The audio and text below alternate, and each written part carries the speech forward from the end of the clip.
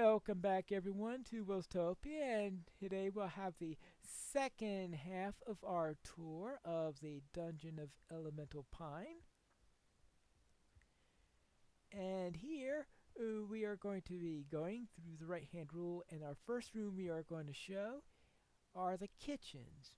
Right now there isn't much to show in here, but I do of course have my ovens right here. And here is going to be my primary area where I'm going to be storing food. Up here I have cooked foods. Now no pumpkin pie in here because whenever I make pumpkin pie it winds up in my inventory and gets eaten very quickly. But if I need emergency food for some reason, I have plenty of cooked food, salmon, steak, chicken, and I doubt I'll ever get down to needing bread, but that's what we got there. Plenty of food. And here then are the raw stuff.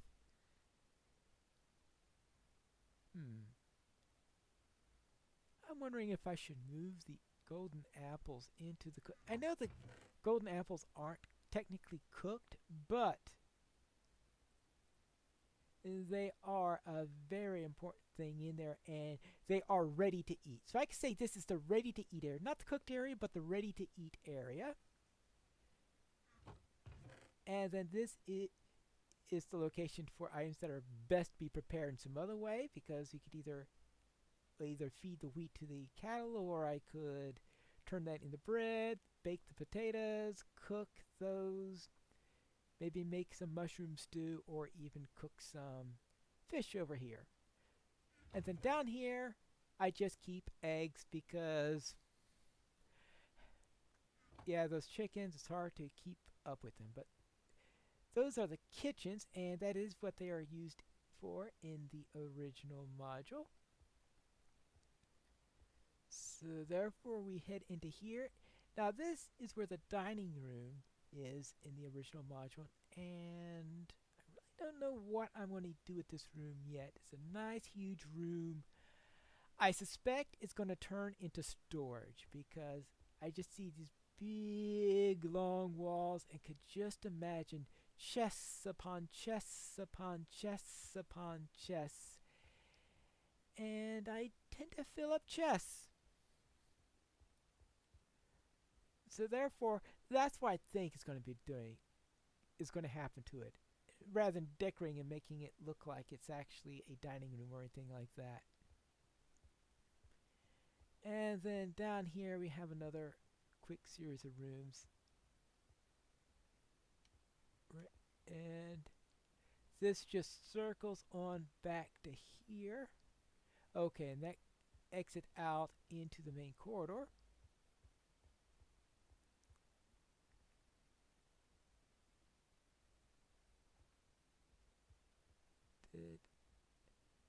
See, that's what I get for breaking the right-hand rule. I just managed to get myself lost, didn't I? Oh no, we circled around here. Okay, good. And we have little rooms to the side here. And now this is our main branching corridor. And we turn down here.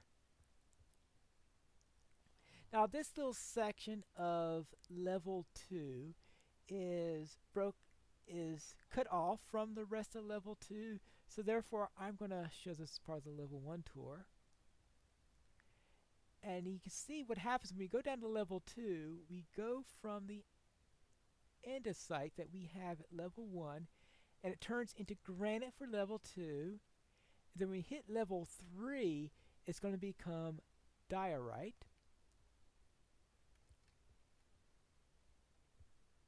And then we head down in this way, you see right here, because we are actually going down into level 3 range right here, and you can see we have the polished diorite here, and the polished diorite really looks lovely, which you could just imagine there are a lot of people who using the word lovely and diorite in the same sentence would be shocked at such a thing. Even Iskall has been liking the polished diorite in the new texture pack. And here then we have the diorite walls, and then I decided to use granite as a ceiling here. And of course this is my chorus fruit farm. and it's been very effective in growing the stuff. In fact, now I was thinking when I was first doing this, how in the world will I get stuff for end rods, and how in the world will I get coarse fruit in order to be able to do it? Oh, I've got plenty of the stuff. Plenty of the stuff due to that little farm there. And then on this side, now I had originally had a 4-season theme going on for this side of this down to the spider farm, but I decided that just didn't look. The builds were really ugly looking, especially the one for autumn, because jack-o'-lanterns aren't exactly the prettiest things now. But this goes into my other spider spawner. Now I have 4 spider spawners. I've got the one that's my primary source of silk I was telling you. Then I have the double spawners that I'm using when I want to get a large amount and it's worth the effort to walk the extra distance in order to go there. Therefore, this one is just a little bit of a challenge area. And what I have this little game I call the Battle Against Loth, because Loth is an enemy from D&D. You know, the spider queen from the drow and all that stuff. And I thought, all right, then this could be some sort of invasion from it. So this is a little bit of a mini game I have on here. So it does give me some XP, not nearly as efficient an XP grinder as the skeleton farm or anything like this, but I am able to give myself, but as it says, it's more there to practice combat, because you can see from what's going on here, I need is all the practice that I can get. So I'll just have this one more round and that'll be it. So I get 2 to 4, it looks like, in it so far on this particular round. It just all depends on where they pop up, and I hear the torches right there. Okay, so I can just turn it off by throwing in some torches here and then turning off there like that. I could perhaps set it up, maybe get some redstone way in order to put redstone lamps on each of the sides so that I can more efficiently handle this. Just have one button handling it all, but right now let's just say turning it off and on is part of the game. Now up here, this is all unfinished area. What happens is every once in a while a slime spawns in here, so I must be just barely within the area. There must be a slime chunk around here or something like this, so occasionally I hear slimes going around here. So I decided to put in a door over here so I could go in, go after the slimes, and every once in a while, because I don't have a slime farm here, which is something that I am missing at the moment. And perhaps if I run into an area within the dungeon, perhaps a level 3 part or something like this that turns out to be in a slime block, I might create a slime farm in that manner, because I think that will be fitting for part of the level 3 of the dungeon. Now that goes up into the main temple area. If we do go there, I'll go there later. Now down here, this is one of the areas that goes down to the 2nd level. So you can see here, I'm switching over to granite, and I'm turning down here. Now you see that this area is unfinished, and that's because this is where we have the restart of level 2, and level 2 is going to be a first quarter of 2018 task. So I won't be doing that. So therefore, let's head out this way, because we have, this is where we were last time, right? Yeah. We've already done that area. Good. So let's go to this area. This right here is my current main storage area. And some of these are becoming rather filled. Like you have this area here that says netherrack, netherrack, netherrack, nether brick.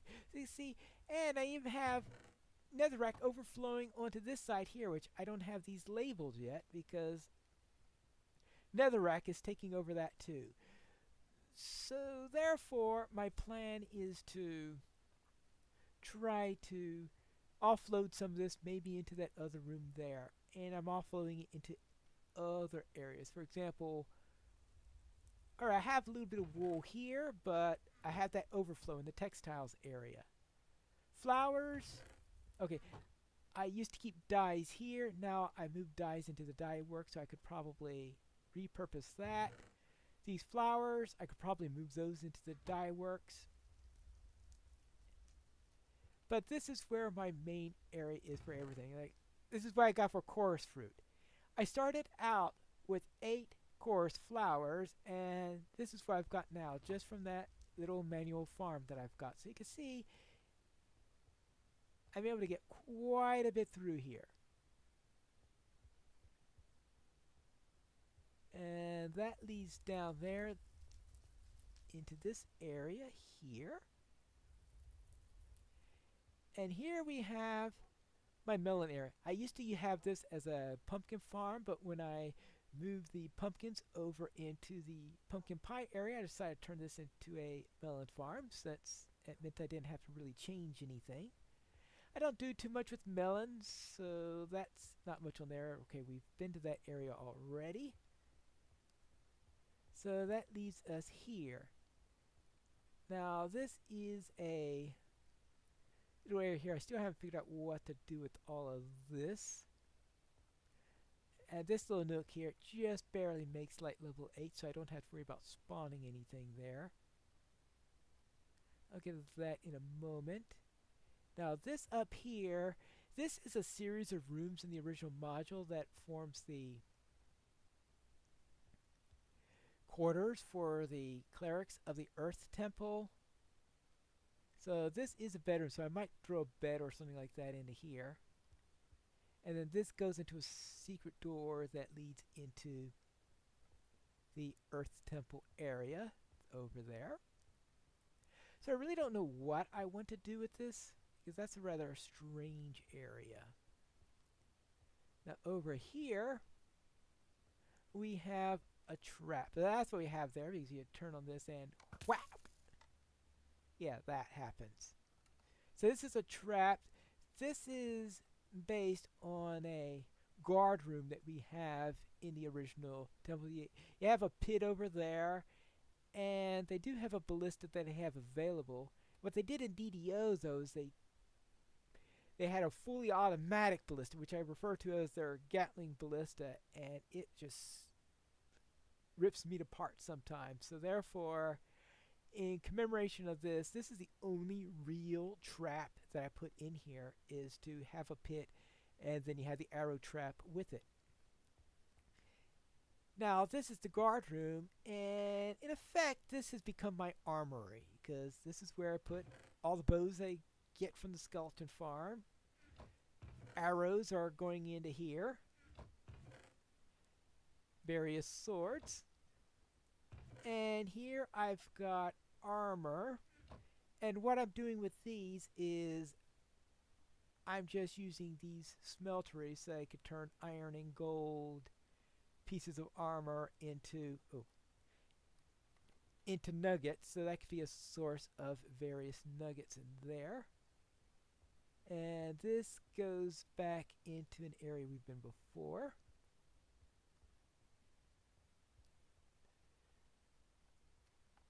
So therefore, let's see if I go through here without tripping the trap. Alright.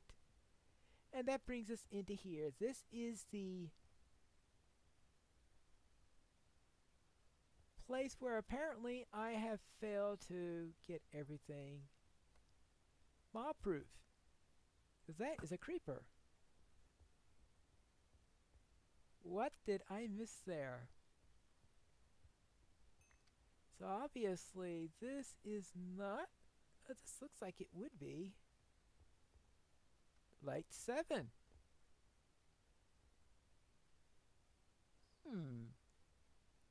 Well, I'll have to do something about that. Alright, well, it's not going to be a light 7 anymore. Alright, is everything else okay on that? Alright, well, it's good for me to find out this way instead of with a creeper blowing up in my face. That's for sure. Alright, now let me make sure that there isn't anything wrong with this corner. Light 7.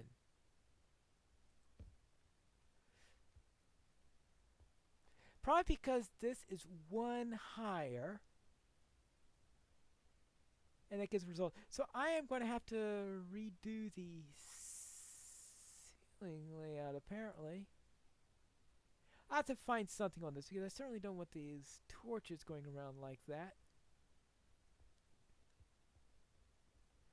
But that is a little bit of a problem. I guess for symmetry's sake I'll throw that under there.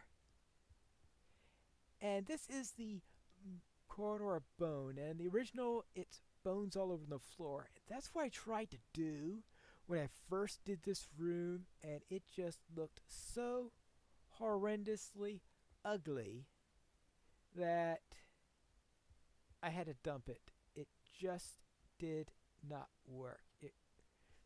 And therefore I decided to pay homage to the quarter bone by using bone instead of spruce for the centers on the walls here. And it's the only place in the dungeon where I currently do that. Now, I do find it a rather strange effect on the light. Now, this is with the new texture pack now.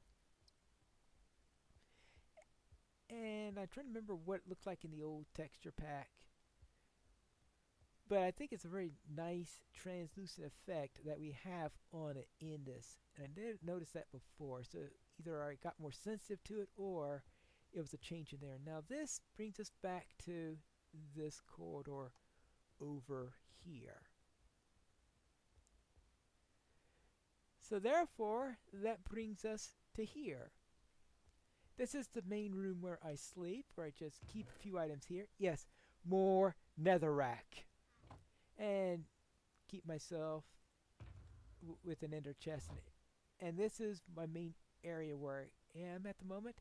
Now in here, this is a temporary storage area which I had for stone, but I'm going to move all the stone that's in here over down to that place I showed you earlier.